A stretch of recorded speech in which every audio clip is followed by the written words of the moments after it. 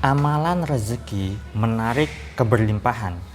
Dapatkan digital book gratis dengan format ketik nama Anda, mau digital book rahasia magnet uang, lalu kirim ke tim saya Mbak Lisa di WA 08112573 kali 58. Assalamualaikum warahmatullahi wabarakatuh. Jumpa lagi dengan saya, salam dan salam berlimpah. Sahabat, tema kali ini adalah terkait dengan amalan rezeki ya sahabat. Tetapi di sini saya tidak membahas tentang bacaannya ya seperti biasa ya. Saya tidak membahas tentang lafalnya ya atau wiridnya. Saya tidak membahas tentang itu sahabat. Tentu Anda pun sudah tahu ya, bagi Anda yang biasanya pemburu amalan rezeki, pemburu amalan, saya yakin Anda sudah begitu banyak memiliki amalan, tetapi sampai sekarang ini amalan mana saja yang masih Anda amalkan sahabat. Nah, tentu bicara soal amalan rezeki ini begitu banyak sekali ya sahabat. Kalau misalnya Anda mencari di internet, maka Anda akan mendapatkan berbagai macam amalan rezeki. Sehingga bisa saja bagi Anda orang yang awam, saking banyaknya amalan rezeki, Anda menjadi bingung amalan rezeki mana yang harus diamalkan, dilakoni, dan seterusnya. Namun amalan rezeki itu tidak semata-mata berupa bacaan, tidak semata-mata berupa wirid ya, tapi bisa juga berupa lelaku. Lelaku dalam artian apa? Katakanlah Anda bersedekah, itu juga amalan rezeki. Anda berbagi kebaikan pada orang lain, membantu orang lain, berbuat baik pada orang lain, itu juga termasuk amalan rezeki. Jika atensi Anda, niat Anda, intensi Anda niatkan untuk menarik keberlimpahan, menarik rezeki. Nah, banyak sekali amalan rezeki yang beredar di internet ya kan, yang beredar di YouTube. Para ustadz, para kiai, para penceramah juga mengamalkan ajaran tersebut. Tetapi yang terpenting adalah jika Anda sudah tahu begitu banyak amalan, sudah tahu begitu banyak lelaku ya, mana yang hingga saat ini Anda istiqomahkan? Karena yang namanya amalan rezeki itu juga jodoh-jodohan. Ada orang yang melakukan amalan sholat duha, katakanlah dia rezekinya lancar, ada orang yang melakukan amalan sedekah, rezekinya lancar, ada. Tetapi ketika melakukan sholat duha tidak lancar rezekinya. Artinya setiap orang itu punya kecocokan amalan masing-masing ya.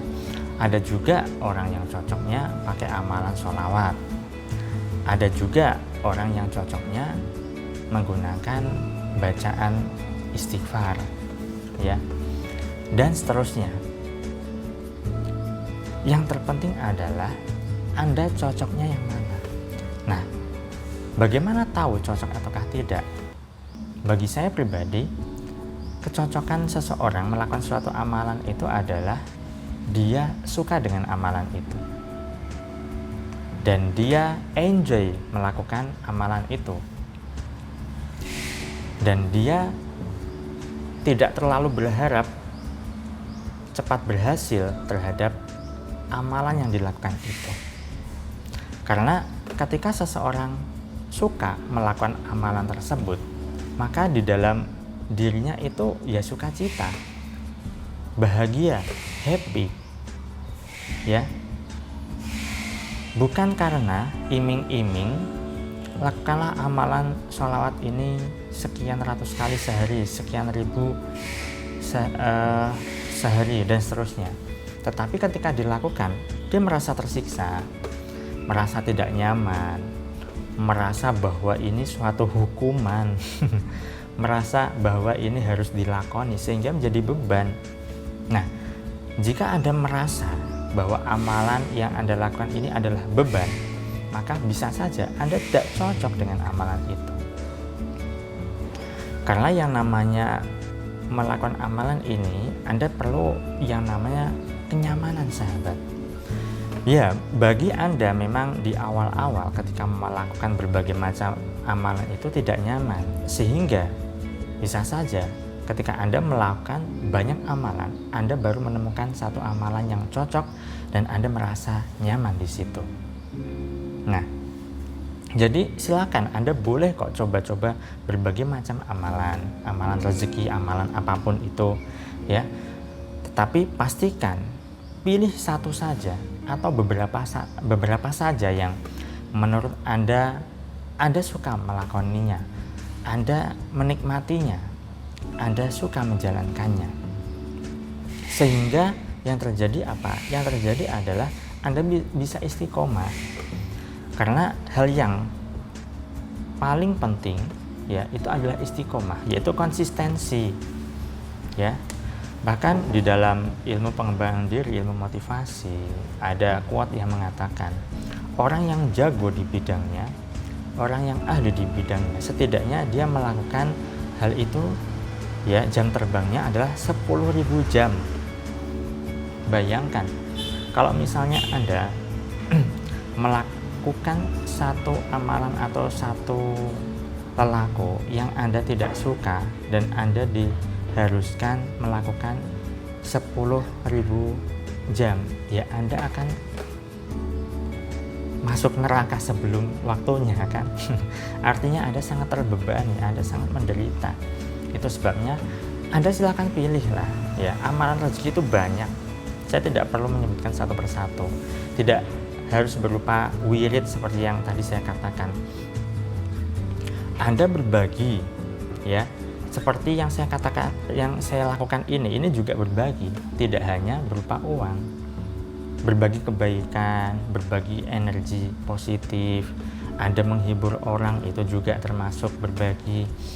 Anda menyempatkan waktu untuk bermain dengan anak itu juga berbagi. Anda menyempatkan waktu untuk bersama pasangan Anda, ya, menghibur dia, bercanda, bersenda gurau, itu juga berbagi. Yang jelas adalah apapun yang Anda lakukan itu lakukan dengan hati, sahabat. Lakukan dengan batin, yang ketika Anda melakukannya itu dengan sepenuh hati, sehingga Anda enjoy melakukannya, Anda menikmati apa yang Anda lakukan itu. Ketika Anda bisa menikmatinya, maka Anda tidak akan hitung-hitungan, ya, saya melakukan amalan ini biar ini, saya melakukan amalan ini biar ini. Anda tidak akan di level itu lagi.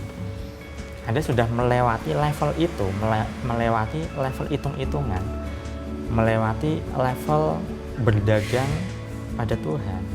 Ya boleh kalau Anda mau berdagang pada Tuhan, pada Allah, dan melakukan amalan ini harapannya dapat balasan ini. Anda melakukan wirid ini harapannya dapat balasan ini, dan seterusnya.